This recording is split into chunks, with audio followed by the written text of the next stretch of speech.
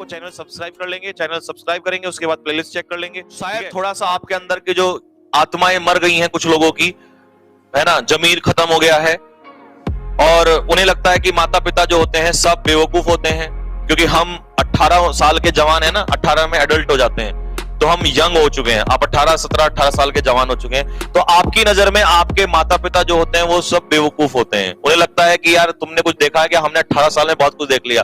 तो हमारे माता पिता को में हमें लगता है कि भाई 50 साल में उन्होंने कुछ नहीं देखा, लेकिन 18 साल में तुमने बहुत कुछ देख लिया। हमारा कोई भाई है, हमारी कोई बहन है, या कोई चाचा है, कोई भी है, हमें सब क्या लगते हैं, बेवकूफ लगते हैं।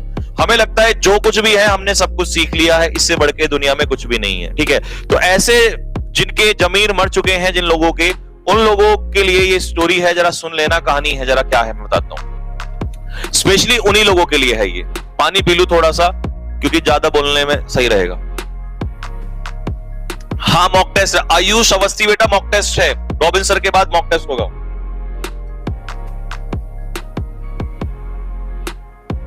ये स्टोरी कहां मिलेगी बेटा? ये स्टोरी जब मैं सुना रहा हूं तो तुम आंखों देखा हाल सुनो ना, कहां मिलेगी? ये नहीं मिलेगी तुम लोगों को यार।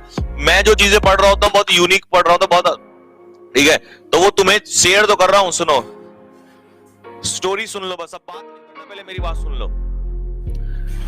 ये जो बुजुर्ग है ना बेटा, ये जो दादाजी आप दिखाई दे रहे होंगे, ठीक है ना, ये एक्चुअली क्या होते हैं, फौज में होते हैं। ठीक है, इनकी मूछें देख रहे हो?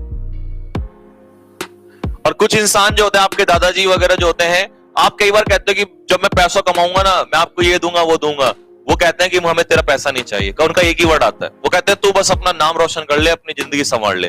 तो किसी भी माँ बाप को, दादा दादी को पैसे की जरूरत नहीं होती। ये बात पहले कान खोल के सुन लेना। अगर तुम्हें ऐसा लगता है तुम्हारे पैसे से वो लोग जिएंगे, तो ये बात गलत है। वो इसलिए कहना चाहते हैं कि जिससे तुम्हारा, अगर तुम ये सब चीजें करोगे, तुम्हारा नाम होगा तो उनका नाम ऑटोमेटिकली हो जाएगा। तो एक उम्र के बाद इंसान को पैसे की नहीं, नाम की जरूरत होती है। वो सिर्फ इसलिए, हमें लग रहा होता है कि मेरे पीछे इसलिए घर पड़े घर वाले, कि बस पता नहीं पैसा कमा दे, पैसा कमा दे। ये पैसे के लिए नहीं बेटा, नाम के लिए। किसके लिए? नाम के लिए। और तुम्हारे नाम से ही उनका नाम जुड़ा होता है। तो ये जो होते हैं, ये फौज में होता है। इंग्लिश में 15+ कैसे लाएं बेटा? रीतू कौन है ये बेटा? रीतू जो भी है, ठीक है ना, तो 15+ लाने के लिए पहले तो अपना जो है आप रिवाइज करें, प्लेलिस्ट में जाके मेरी सारी वीडियोस देखें।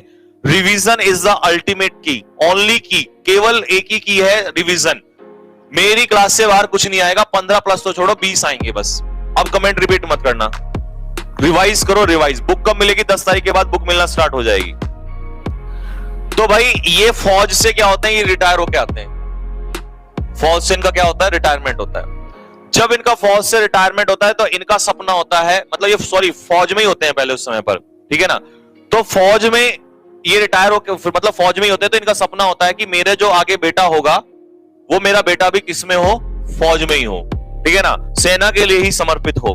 अच्छा, कुछ तो माँ बाप ऐसे है ना कि बस अपना सब कुछ दान कर देते हैं, सब कुछ अपना लगा देते हैं दांव पर देश के लिए। कुछ हमारे नेता जैसे भी हैं और ढोंगी लोग भी हैं, निकम्मे पाखंडी।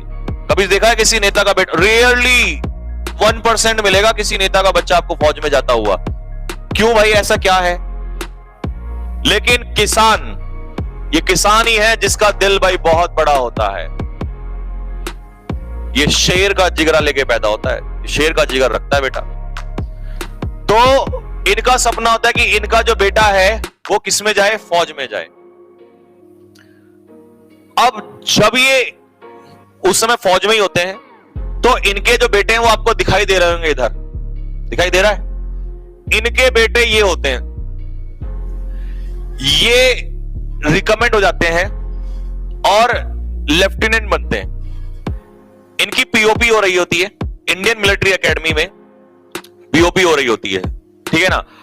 अब उस समय इनको पहुंचना होता है, लेकिन ये गलती से इनकी पीओपी में उपस्थित नहीं हो पाते हैं। इस पिता का सपना है कि मेरा बेटा जो है वो लेफ्टिनेंट बने, और वो सपना वो देखना चाहते थे कि वो मेरे सामने खड़ा हो और उसके कंधे पे मैं सितारे लगाऊं। लेकिन क्योंकि ऑलरेडी उस समय आर्मी में थे, तो इनके जो बेटे हैं, ये आईएमए में इनकी पासिंग आउट परेड हो रही थी, तो ये वो सपना इनका, हालांकि सपना साकार हो गया, लेकिन होता है ना कि मैं समझ रहा हूं ना, वो फीलिंग भाई, वो फीलिंग अलग होती है। ये रोंगटे खड़े हो जाते हैं उस समय पर। वो फीलिंग अलग होती है कि मतलब अपने बच्चे के कंधों पे सितारे लगाना, ठीक है ना, तो ये गलती से वहां नहीं पहुंच पाते हैं। इनको अफसोस है, मतलब खुशी है, बहुत खुशी है, मूछे, ठीक है ना, बहुत खुशी है, लेकिन एक दिल में कसक रह जाती है अंदर। यहाँ पे कसक क्या होती है? कसक ये होती है कि यार मतलब होता है ना कि बस मैं वो चीज नहीं कर पाया। अब भाई फौज में है तो रूल रेगुलेशन तोड़ नहीं सकते, ये अपनी जगह पोस्टेड थे, उस समय वहां से आ नहीं सके ये, ठीक है ना। तो दूसरी चीज, अब क्या हुआ कि चीजें आगे बढ़ती चली गई, तो इनके दो पुत्र हुए, एक ये साहब है और एक ये साहब है, ठीक है ना।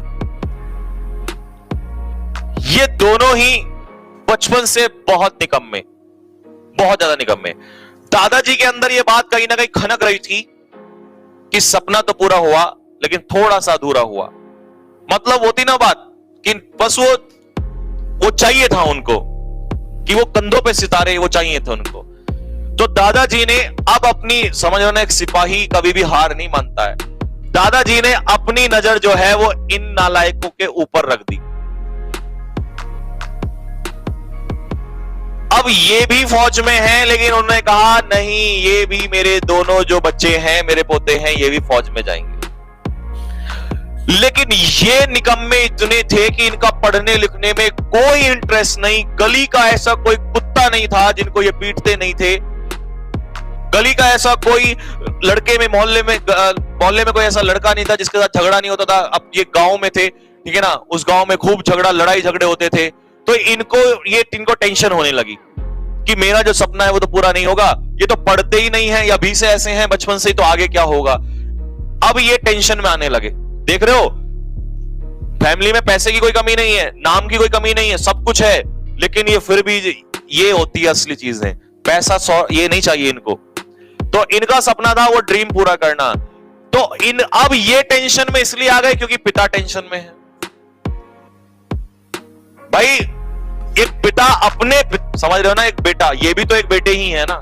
तो ये इसलिए टेंशन में नहीं थे निकम्मे, ये इसलिए टेंशन में थे क्योंकि ये टेंशन में है, ये और ज्यादा परेशान रहने लगे। मैं वही तो कह रहा था, जब हम 18 साल के हो जाते हैं ना, या हम 10 साल 12 साल, तो हम ऐसा सोचते हैं कि हमसे बढ़ के इस दुनिया में कुछ भी नहीं है साहब, हमसे बढ़ के कुछ नहीं है।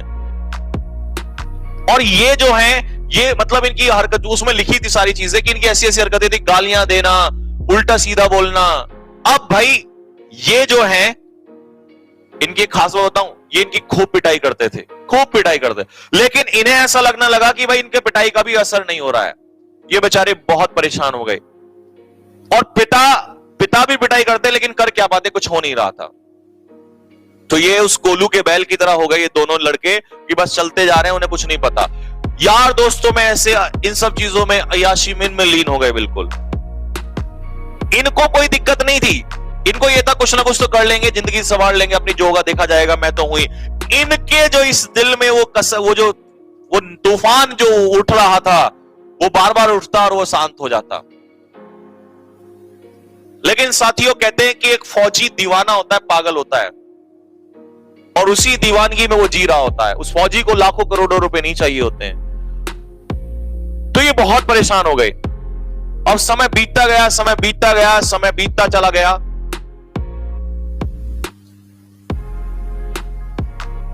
क्रेडिट स्टडी, बेटा ये जो हंस रहा है ना तू, तेरे जैसे ही निकम्मे जो नालायक होते हैं ना, उनकी वजह से बहुत सारे माँ बाप अपनी जिंदगी में यूं ही चले जाते हैं। अभी भी हंसी आ रही है कमबख्त। तो भाई ये जो इन्होंने मतलब सब कुछ अपना, अब जैसे मतलब इनका कोई इंटरेस्ट नहीं रहा, आना जाना बंद कर दिया सारी चीजें, ठीक है, बहुत परेशान हो गए, डिप्रेस होते चले गए, और इन पे कोई असर नहीं पड़ता था। इनको लगता था कि भाई सब कुछ ऐसा ही है, हमारे आगे कोई कुछ नहीं है, मौज मस्ती, पैसा, पैसा तो इन्होंने भी कमाया, पैसा इन्होंने भी कमाया, पैसे की कमी नहीं है, कोई दिक्कत नहीं है। बहुत समझाया, कुछ नहीं हुआ। अब एक दिन क्या हुआ कि ये जो दादाजी थे, ये ऐसे ही बैठे हुए थे, समझे ना, गांव में आपको पता ही है, किसान मतलब फौजी जो है अपनी जमीन नहीं छोड़ता कभी भी।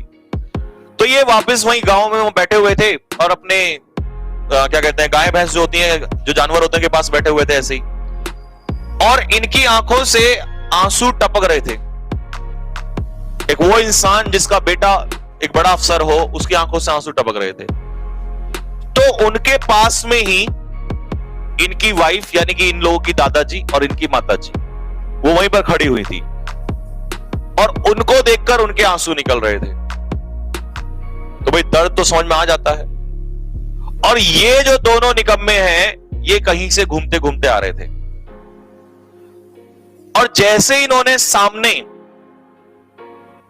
अभी सामने पहुंचे, इन्होंने देखा कि दादी जी जो हैं वो थोड़ा सा कहीं ना कहीं चेहरे से पता चल जाता है, तो इन्होंने इग्नोर कर दिया और ये आगे बढ़ गए। अब इनमें से जो एक था ये पीछे मुड़ के देखा और उसने देखा कि उसके दादा की आंखों से आंसू टप टप टप ऐसे नदी बह रही है। वो पीछे मुड़ा, उसने उसको रोका, अरे रुक भाई रुक रुक। पीछे मुड़ा और सामने गया और इनको लगा कि शायद आज दादाजी को कोई गाली या कुछ देके चला गया, कोई भी कुछ ना कुछ बताया। इन्होंने तुरंत दादाजी के सामने, होते ना बताओ किसने क्या कहा, देख लेंगे, ये कर लेंगे, वो कर लेंगे, आग लगा देंगे, तबाही मचा देंगे। उन्होंने कहा कि हां आज किसी ने बहुत कुछ कहा। तो बोला बताओ कौन है, आग लगा देंगे, तबाही मचा देंगे।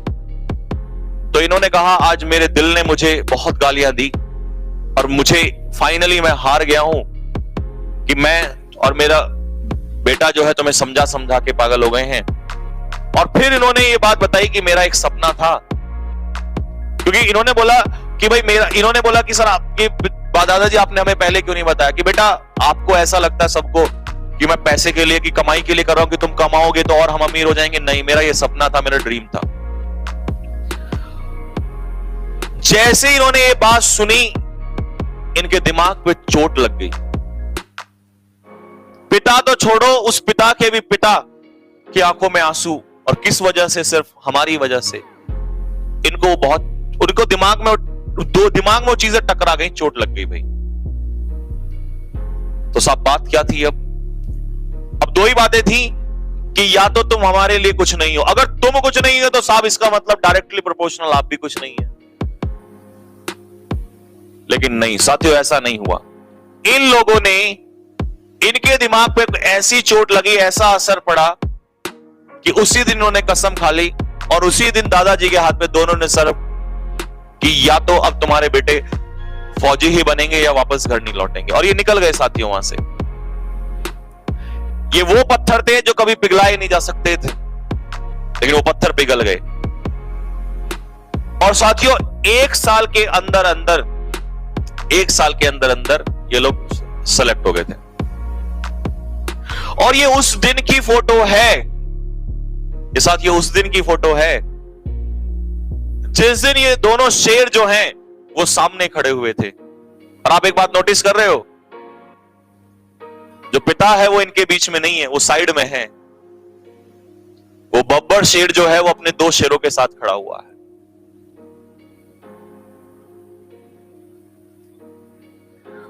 अब जिंदगी में चाहे कुछ भी हो जाए, लेकिन उसकी जिंदगी सक्सेसफुल हो चुकी है। उसे पैसा नहीं चाहिए, उसे तुम्हारी दौलत शोहरत नहीं चाहिए, उसे ये देख रहे हो साथियों, ये मूछें कभी नीचे ना होने देना, इसी के लिए जिंदगी जी जाती है। और तब इनको समझ में आया, ये देख रहे हो ना एक्सप्रेशंस, ये खुशी कि हमने क्या करने चले गए थे। और सच्चाई, जिंदगी इसी का नाम है साथियों, जिंदगी इसी का नाम है, जिंदगी इसी का नाम है, बाकी सब तो दिखावा है। और एक बात और बताऊं आपको, एक बात और सुनना ध्यान से। इन्होंने स्पेशली जब ये सामने खड़े थे, क्योंकि स्टार लग चुके थे, तो जब ये सामने खड़े थे, इनके कंधे पे सजाए लगाने की बारी आई, तो इन्होंने सामने खड़ा करके दोनों को और एक सैल्यूट मारा कि एक फौजी का, क्योंकि तो फौजी थे, एक फौजी का सैल्यूट है तुम्हें, एक फौजी का एक लेफ्टिनेंट को या दोनों लेफ्टिनेंट को सैल्यूट है। साथियों ये जरूर होता है, आप भले ही पिता हैं या दादाजी हैं, आपको सैल्यूट मारना पड़ेगा।